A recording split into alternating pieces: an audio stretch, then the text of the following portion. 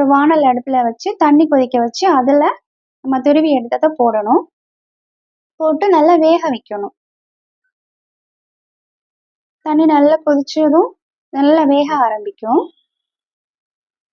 வேகுறது வரைக்கும் நம்ம அத வெயிட் பண்ணி, எப்ப வேகுதுன்னு நம்ம கையில எடுத்து பார்த்து, வேகுறத நம்ம கன்ஃபார்ம் பண்ணிக்கணும். இந்த சர்க்கரைவள்ளி கிழங்கு புற்றுநோய் ஏற்படாம இருக்க நினைக்கிறவங்க, சர்க்கரைவள்ளி கிழங்கு அதிகமா சாப்பிடலாம்னு சொல்றாங்க.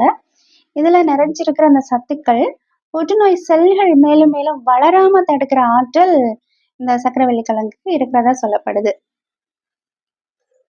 நம்ம இதுக்கு பாயசம் செய்றதுக்காக ஒரு பெரிய கல்கக்கண்டு இருக்குல்ல, அது சேர்த்துக்கிறது தான் நல்லது. சர்க்கரை சேர்க்க வேண்டாம். ஏலக்காவ தட்டி நம்ம அதில சேர்த்துக்கணும். அப்ப நல்லா வாசனையா இருக்கும். ஏலக்காய் சேர்த்த அப்புறம், நம்ம வந்து பால் கொதிக்க வச்சு, பால் காய்ச்சி அதில சேர்த்துக்கணும்.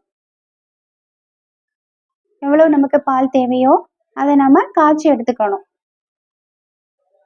காய்ச்சி நல்ல பால் கொதிக்க வந்ததும், பால் கொதிச்ச அப்புறம் எடுத்து நம்ம ஏற்கனவே வேக வச்சு வச்சிருக்கோம்ல, சர்க்கரைவள்ளி கிழங்கு, அதில நாம இத ஊத்திக்கணும்.